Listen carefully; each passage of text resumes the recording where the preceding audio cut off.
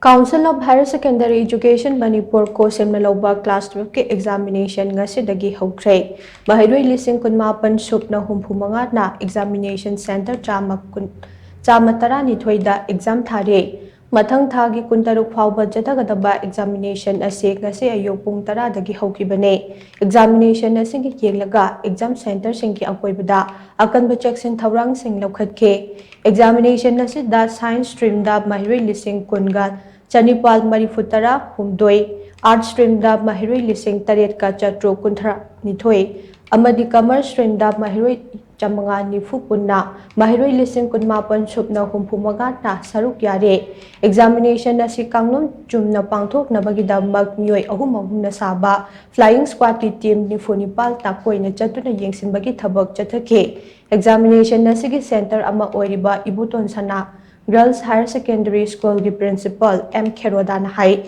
School asida chaurakna Maheiroi chamanga humpu mathoi na examination thade examination na si pamdaba thogdok amata yaudana ingna chikna pangthoki haina so mahakna makha tana phongdokhe Kogi Ibuton Girls Higher Secondary School da tari base 561 students ni hujik exam je phajana free and fair oina phajana chathari masida ojasing then SO including OC sa round chatana phajana yingchinjari aduna pekhase problem nei oina khanse